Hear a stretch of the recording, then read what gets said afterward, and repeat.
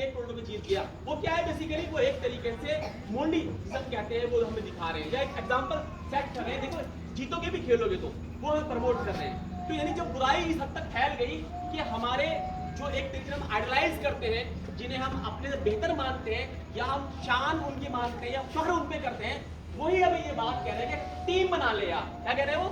Team बना ले यार। और मैं तो उसको ऐसा बोलता हूँ, दर हकीकत वो ये कहना चाह रहे हैं सट्टा खेल ले यार, जुआ खेल ले यार।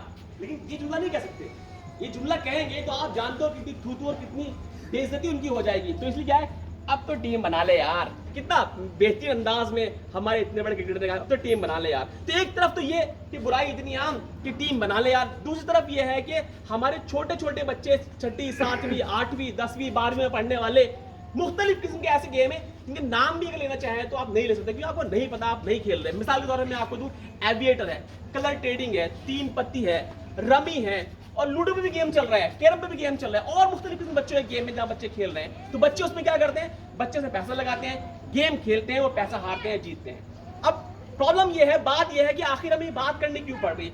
ये तो आपको पता है कि इस्लाम में हराम है।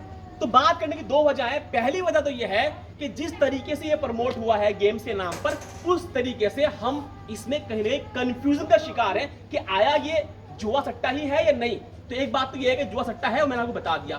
दूसरी बात प्रॉब्लम यह है कि जब हमारा पढ़ने वाला बच्चा, स्कूल जाने वाला हमारा स्टूडेंट, जब वो इस तरह के गेम्स में पढ़ेगा, इस तरह की एप्लीकेशन में पढ़ेगा, तो फिर पढ़ेगा नहीं। वो पढ़ लिख के doctor, engineer, lawyer, scientist, CA और इस तरीके से बड़ी बड़ी डिग्री हासिल करके वो ऑफिसर्स नहीं बनेगा। वो जो कंपटीशन होते हैं नेशनल लेवल के या इंटरनेशनल लेवल के या स्टेट लेवल के, वो कंपटीशन में बैठने सोच भी नहीं सकता। वो यहाँ तक कि वो पढ़ाई भी नहीं करेगा, छोड़ छाड़ देगा। क्या होगा, ऐसा बच्चा यानी आने वाले वक्त में एक जहनी मरीज की तरह होगा, जिस बच्चे के जहन में लालच बैठ चुका होगा और वो लालच जहां उसका कैरियर खत्म कर रहा होगा, वही अब उसके आने वाली जिंदगी में उसके लिए उसका मुस्तकबिल खराब कर रहा होगा। जहां वो अब कमाने की बात नहीं करेगा, हलाल कमाई की बात नहीं करेगा, वो सिर्फ अपॉर्चुनिटी तलाश करेगा कि मैं किस तरह पैसा कमाऊं। तो इसका सबसे बड़ा नुकसान यह है कि हमारे समाज के अंदर जो एबिलिटी थी, कहा जाता था कि मुस्लिम समाज के अंदर कारीगर बड़े अच्छे होते हैं, ये मिस्त्री बड़े अच्छे होते हैं भाई। लेकिन आज क्या हो रहा है कि आज वो जो हमारा फन था, जो एक ट्रेडिशन चला आ रहा था, वो भी जाया हो रहा है। अब लोग मिस्त्री बनना नहीं चाह रहे, टैलेंट हस्बैंड नहीं बढ़ा रहे अपना, या पढ़ना नहीं चाह रहे। अब वो इस तरह के गेम्स में, एप्लीकेशन में पैसा लगा के अपना ज़हन खराब कर रहे हैं। तो सबसे बड़ा नुकसान ये हुआ है कि हमारे नौजवान और हमारे बच्चे इसमें जब शामिल हुए हैं, तो इसमें शामिल होने की वजह से हमारी कौम का मुस्तकबिल जो है वो खराब होने वाला है। और आपको पता है कि एक मर्द खराब हुआ, एक मर्द खराब नहीं हुआ, एक घर खराब हुआ। एक घर खराब नहीं हुआ, एक खानदान खराब हुआ कि वो बेटी जो उसके निकाह में आएगी वो हमेशा परेशान रहेंगे, वो बच्चे जो उसके जरिए पैदा होंगे वो हमेशा मारे मारे फिरेंगे, समाज में उसकी थू होगी, उसके माँ बाप को हमेशा गिरवी नजर देखा जाएगा। तो ये बेसिकली हमारे सामने चैलेंज है जिसके लिए हम आपके सामने बात लेकर आए हैं।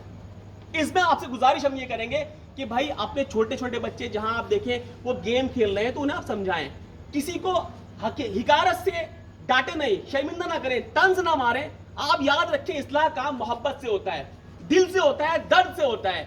जिसको भी इस्लाह करना चाहें, जैसे भी इस्लाह करना चाहें, आप सामने वाले को लगना चाहिए ये आदमी मेरा हमदर्द है, मेरा दोस्त है, मेरा भला चाहता है। इस लिहाज से हम इस्लाह उसकी करेंगे तो इस्लाह होगी।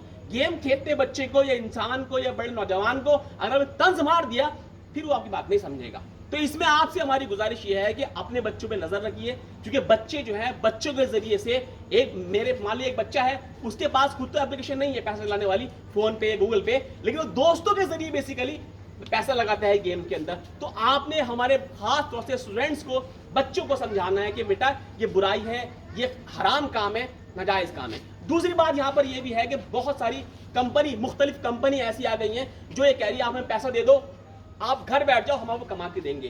कोई कह रहा है जी हम फॉरेक्स ट्रेडिंग करते हैं, कोई कहता है कि हम इंट्राडे ट्रेडिंग करते हैं, कोई कहता है जी हमारा नाम QFX है, YFX है, OctaFX है और फलाना FX है, MX है, पता नहीं क्या क्या है। और वो कहते हैं पैसा दो, तुम्हें कुछ नहीं करना, घर बैठ जाओ। जब ये बात आती है 2 बात समझने की है।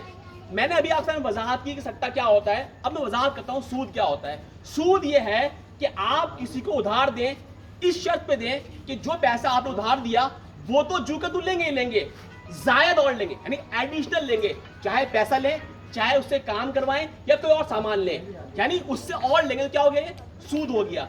अगर ये सूद सही में आ रहा है तो इसका मतलब ये है किसी कंपनी ने कहा कि हमें पैसे दे दो, घर बैठ जाओ, हम कमा के देंगे। तो आप क्या कर रहे हैं, आपने उधार पैसा दिया, पैसा आपका झुके तुरंत मिलेगा वापस और बढ़ के मिल रहा है, ये क्या हो गया, यही तो सूद है। आप बैंक में एफडी कराइए, घर बैठ जाइए, एफडी में क्या होगा, आपको इंटरेस्ट मिलेगा, यही तो सूद है। जो आदमी ब्याज में पैसा देता है क्या करता है, वो उधार देता है, घर बैठ जाता है, लोन लेता, पैसे लेता है, सूद लेता है, तो यही तो सूद है। तो अगर कोई कंपनी के नाम पे पैसा मांगता है और ये कहता है कि अब घर बैठ जाओ पैसा मिलता रहेगा, तो समझ जाइए सूद की ही एक नई किस्म है। दूसरी बात यह है, वो कंपनी वाली कहती है कि हम शेयर ट्रेडिंग में काम करते हैं या फॉरेक्स ट्रेडिंग में काम करते हैं, किसी नाम सुना होगा, विदेशी करेंसी कम खरीदते और बेचते हैं। तो दरअसल जो मार्केट है, जिस तरीके से ट्रेडिंग होती है, वो भी सट्टे की एक किस्म है, क्योंकि उसमें हकीकत में कोई ना पैसा करेंसी खरीदता ना कोई करेंसी बेचता। यानी जैसे हम हज करने जाते हैं तो रुपये के बदले क्या करते हैं, हम लेते हैं रुपये के बदले में रियाल, या हम अमेरिका जाना है हमें तो हम रुपये के बदले में लेंगे डॉलर। तो वहां ऐसा नहीं हो रहा, वहां क्या है कि मार्केट में चूंकि रेट चलते रहते हैं, तो फॉरेक्स मार्केट में रेट पे पैसा लगाया कि भाई रियाल में पैसा लगा दो, रियाल रेट कितने का, रियाल अभी रियाल 20 रुपए, इस पे लगा दो पैसे लगा दिए। अब रियाल के रेट बढ़ेंगे तो मुझे मुनाफा होगा, रियाल के रेट घटेंगे तो मुझे नुकसान होगा। मिसाल दिए मैंने आपको, तो बताइए क्या ये कारोबार है? नहीं, ये तो वही है कि शाम को बारिश होगी या नहीं होगी, टीम कौन जीतेगी। इसी तरीके से पैसे घटेंगे या बढ़ेंगे, तो किसी बात के होने पे या ना होने पे जो हमने बेसिकली पैसा लगाया है वो भी सट्टा है। तो इस तरीके से शरई लिहाज से भी ये कंपनी जो काम कर रही है वो अपने आप में जायज नहीं है। मैं यहाँ पे यही बता दूं, बाकायदा देवबंद का फतवा है जिसमें उन्होंने कहा है ये काम करेंसी खरीदने बेचने जायज नहीं है, जब तक के नकद ना हो, जब तक के जो करेंसी आपने दी बदले मिली वो आपके हाथ में ना आ जाए। तो इस लिहाज से समझने की बात है। तीसरी बात जो मैं इसमें ऐड करना चाहता हूं, जो हमारे लिए बड़ी खतरनाक है बतौर कौम, बतौर उम्मत, वो ये कि हमारी मुसलमान भाई जहां बहुत से कारोबार के लिए सूद पे पैसा लेते हैं, बहुत सी मजबूरी में पैसा लेते हैं, वहीं अब मुसलमानों में ट्रेंड चल पड़ा कि अपनी ख्वाहिशात को पूरा करने के लिए भी लोन लेने लगे, यानी लोन पे सूद पे पैसा लेने लगे। तो खासतौर पर खवातीन 10,000, 20,000, 15,000 और आईडी देंगी अपनी और लोन पे पैसे लेकर आ जाएंगी और मोटी मोटी जो है ब्याज बात चुकाते हैं। और आप ये बात समझिए, मैं एक मिसाल देता हूं कि पुरानी फिल्में हुआ करती थी, उन फिल्मों के अंदर एक सेठ हुआ करता था, वो सेठ गांव के तमाम गरीबों को पहले लोन दिया करता था, बाद में क्या करता था उनकी या तो जमीन कब्जा लेता था उनकी, या क्या बोलता था, बेटी को भेज देना मेरे घर पे। तो इस तरीके से अगर खवातीन डायरेक्टली गैर मर्दों के साथ में जाके बातचीत करेंगी, वार्तालाप करेंगी, और वो मर्द ये कहेंगे भाई घर के मर्द से बात नहीं करने के, हम औरत भेजो, वो बात करेगी। मैं अगर आप में किसी से बोलूं कि भाई अपनी बहन से बात करवा दो मेरी, करवा दो बात मेरी आप? नहीं। लेकिन वही इसके बरक्स जो है 10,000, 20,000 देके घर दरवाजा खोल दिया हमने उनके लिए, आ जाओ भाई चाय भी पियो, बैठ के नाश्ता भी कर लो और सारे कम बात कर लो। और फिर जो लोन देने वाला है आपको क्या बताओ किस मेंटेलिटी का है, उसकी मेंटेलिटी अगर खराब है तो जहां मौका लगेगा फायदा उठाएगा, वो उठा रहे हैं। तो ये जो बातें हैं बेसिकली इनको करने का मकसद ये है कि ये हमारे बीच से निकलेंगी, हमारे नौजवान जो सट्टा में पड़ेंगे तो वो बर्बाद होंगे, हमारी माएँ बहनें कर्ज लेंगी तो उनकी इज्जत दांव पे लग जाएंगी, और उनको अगर कुछ नुकसान हुआ तो उसका जिम्मेदार खालिस मुस्लिम मर्द है, खालिस मुस्लिम मर्द है, खालिस मुस्लिम मर्द है, उसका बेटा है, उसका शौहर है, उसका बाप है, उसका भाई है। कि आखिर अल्लाह ताला ने जब औरत को आपके निकाह में दिया, आपकी बहन बनाया या आपकी बेटी बनाया या आपकी बीवी बनाया, आपकी माँ बनाया, आपको जिम्मेदारी दी थी कि आप कमा के लाओगे, खिलाओगे, जैसा खाओगे माँ को पहनाओगे, जैसा खाओगे बीवी को खिलाओगे, जैसा पहनोगे बहन को पहनाओगे, ये हमारी जिम्मेदारी थी। हमने अपनी जिम्मेदारी छोड़ी तो हमारी माएँ बहनें किसी मजबूरी में ये काम के लिए मजबूर हुई। याद रखिए, इसके लिए हमारी जवाबदेही अल्लाह ताला के सामने होगी कि हमारे होते हुए हमारे घरों में इस तरह की नौबत क्यों आई। तो ये तीन बातें आप लोगों के सामने रखनी थी। एक तो ये ऑनलाइन गेम से हमें अपने आप को बचना है, अपने बच्चों को, नौजवानों को बचाना है। दूसरा, ये बहुत सी कंपनी फ्रॉड, किसी कंपनी के फ्रॉड करने के लिए बेसिकली बनती है, इनमें पैसा लगाने से बचना है। और तीसरा जो मैंने कहा, सूद के बारे में आप जानते हैं, अल्लाह के रसूल ने फरमाया सूद के 70 दर्जे हैं, और सबसे कम तर दर्जा यह है कि जैसे कि अपनी माँ से जिना कर लिया। इस कदर बड़ी बुराई इसको कहा गया है।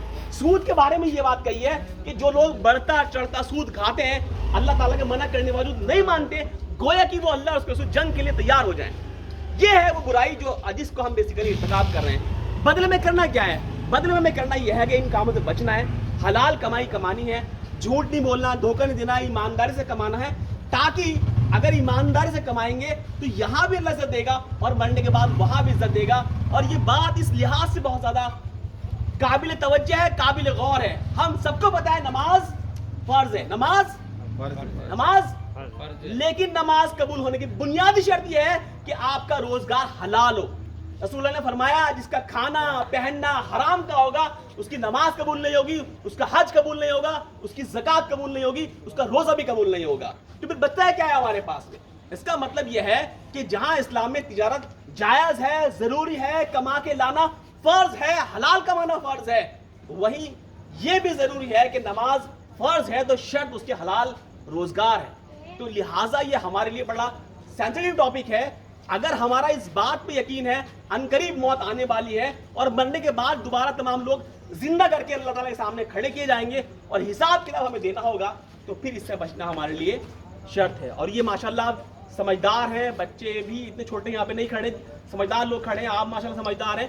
تو اگر ہم سمجھ گئے یہ والی بات تو آخر اب کیا بات ہے ہمیں کہ جو ہمارے معاشرے میں اس طرح برائی ہوتی ہوئی ہم دیکھیں اور اسے نہ روکیں. تو میں نے کہا کہ میرے اندر برائی ہے, میں آج توبہ کروں اللہ تعالیٰ سے, توبہ کے بعد تمام گناہ معاف اللہ کر دیتا ہے, اور پھر میں یہ کوشش کروں سماج میں ہمارے اچھائی پھیلے, برائی کا خاتمہ ہو, تاکہ اللہ تعالیٰ یہاں اس کے ذریعے سے ہمیں عزت دنیا میں دے اور جس کے بدلے میں نیک اعمال ہمیں مرنے کے بعد جنت کے طور پر جو ہے ہمیں وہ انعام کے طور پر دیے جائیں. یہی چند باتیں مجھے آپ لوگوں کے سامنے رکھنی تھی.